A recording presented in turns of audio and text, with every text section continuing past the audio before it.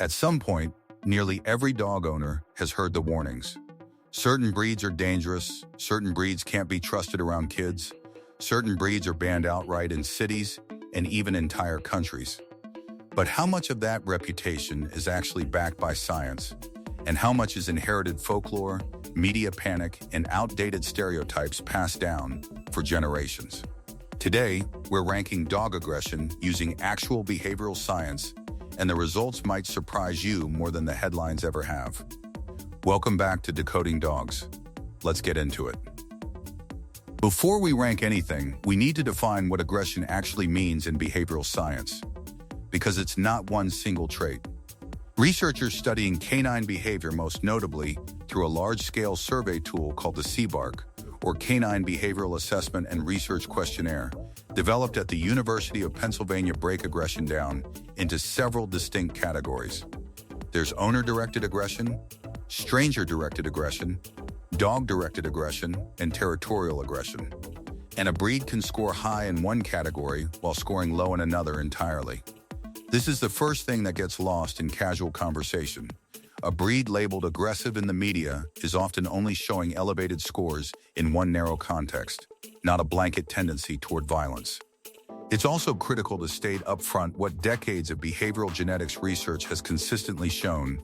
Breed explains a relatively small percentage of individual aggression, generally estimated in various studies at somewhere between 9 and 25% of the variation in a dog's behavior. The rest comes down to genetics within the individual dog. Socialization during the critical developmental window between 3 and 14 weeks of age, training, owner handling, and environment.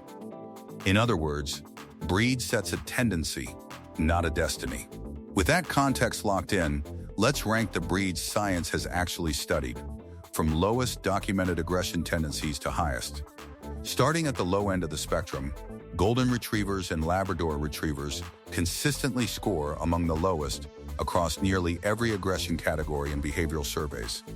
Both breeds were developed specifically for cooperative work alongside hunters, retrieving down game gently in their mouths without damaging it, a trait called soft mouth that required breeders to actively select against any bite inhibition failures for well over a century.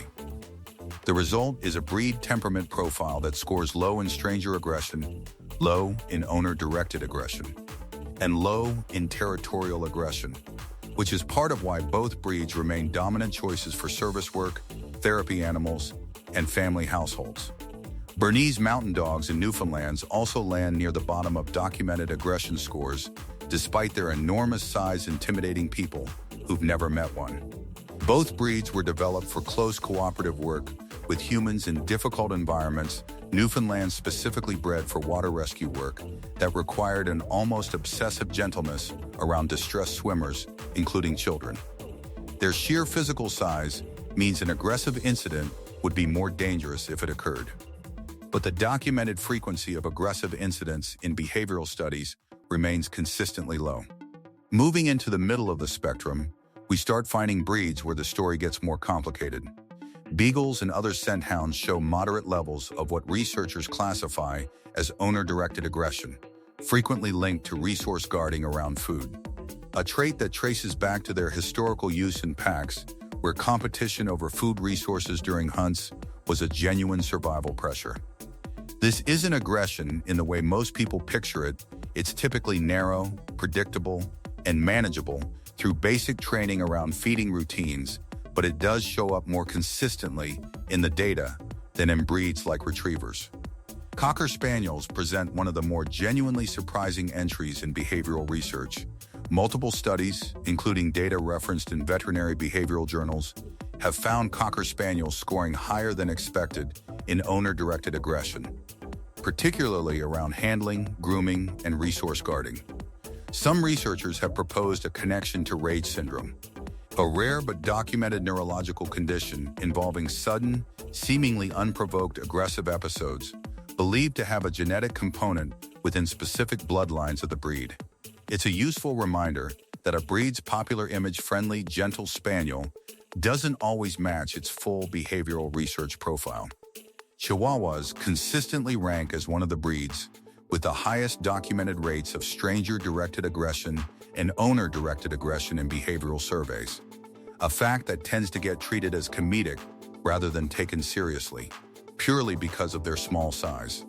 Researchers largely attribute this to a combination of genuine genetic predisposition and what's sometimes called small dog syndrome in casual conversation, the pattern where owners of small breeds are statistically less likely to enforce consistent training and boundary setting, because the physical consequences of a small dog's aggressive behavior feel less threatening than the same behavior in a large dog. The behavior is real and well documented, even if the public perception of it as harmless is largely a matter of size bias rather than genuine safety. Dachshunds show a strikingly similar pattern to Chihuahuas in behavioral data, ranking high in stranger-directed aggression, owner-directed aggression, and dog-directed aggression despite their popular image as a quirky, harmless novelty breed. Bred originally to hunt badgers underground, an animal capable of seriously injuring a dog in close quarters, combat dachshunds were selectively bred for tenacity, boldness, and a willingness to confront threats rather than avoid them, traits that translate directly into elevated aggression scores in modern companion settings. Now we reach the breeds most commonly associated with aggression in public perception, and the science here requires real nuance. German Shepherds show elevated territorial aggression and stranger-directed aggression in behavioral data, consistent with their extensive use in police work, protection work, and guard roles over the past century of selective breeding for exactly those traits. This isn't a flaw in the breed, it's the direct intended result of purpose-driven selection. And it's precisely why German Shepherds require experienced handling, structured socialization, and consistent training to channel that protective instinct appropriately, rather than letting it develop into reactivity. Rottweilers show a similar profile, elevated territorial and stranger-directed aggression scores, tracing back to a breed history rooted in guarding cattle and later property, requiring a dog willing to confront threats without hesitation. Behavioral researchers consistently note that Rottweilers who receive early, extensive socialization show dramatically lower aggression indicators than poorly socialized individuals of the same breed, reinforcing the broader point that breed tendency and individual outcome are two very different things. American Pit Bull Terriers occupy the most contested position in this entire discussion. And it's worth addressing directly, because so much public conversation about this breed is driven by media coverage of individual incidents rather than aggregate behavioral data. Multiple c-barq-based studies have actually found pit bull-type dogs scoring average or even below average in stranger-directed aggression and owner-directed aggression compared to many other breeds on this list. Where they do show elevated scores is specifically in dog-directed aggression, a trait directly traceable to their breeding history in organized dogfighting, which selected intensely for gameness and persistence against other dogs specifically, not against humans.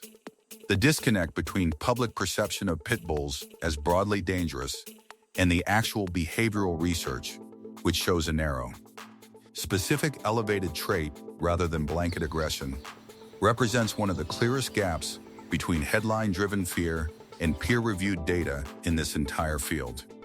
Chow Chows appear consistently near the top of aggression rankings across multiple behavioral studies, showing elevated scores in stranger-directed aggression, owner-directed aggression, and dog-directed aggression, simultaneously a broader spread than almost any other breed discussed so far. Bred historically for guarding, hunting, and pulling in harsh conditions in northern China, Chow Chows were never selectively bred for the kind of eager, human-pleasing temperament found in retrievers or spaniels, and behavioral researchers frequently note their independent, aloof temperament requires significantly more experienced handling than their popular image as a fluffy teddy bear-like companion suggests. Finally, at the top of most aggression research rankings sits the Dachshund's distant cousin in temperament, though from a very different origin. Several terrier breeds developed specifically for vermin hunting, alongside certain guarding breeds bred across centuries specifically for confrontation. These breeds consistently top multiple aggression categories simultaneously in behavioral data, precisely because their entire breeding history selected directly for boldness, low fear thresholds, and willingness to engage, rather than avoid conflict traits that were once essential working requirements and are now, in a companion animal context, exactly the traits that require the most careful, experienced management. So here's the pattern running through every single ranking on this list. Aggression in dogs isn't a random trait scattered evenly across breeds. It's the direct, traceable inheritance of what each breed was originally created to do. Retrievers were bred for gentleness, because gentleness served their job.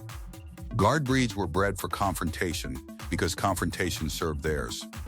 And breeds like Chihuahuas and Dachshunds show elevated aggression scores not because they're inherently more dangerous in any meaningful sense, but because their small size means humans consistently fail to apply the same training standards we'd never skip with a larger dog. The single most important takeaway from the actual science, buried under decades of media panic and breed stereotyping, is this: breed explains a real but modest portion of aggressive behavior, while socialization, training, and individual genetics within that breed explain the majority of it. A well-socialized Rottweiler will consistently outperform a poorly socialized Golden Retriever in behavioral testing. The label on the breed matters far less than the environment, effort, and consistency the individual dog actually receives. If this changed the way you think about your own dog's breed, or the breed you've been considering adopting, let us know in the comments which ranking surprised you the most. And don't forget to subscribe to Decoding Dogs, because next time, we're breaking down exactly how much of your dog's personality is genetics and how much is entirely shaped by you.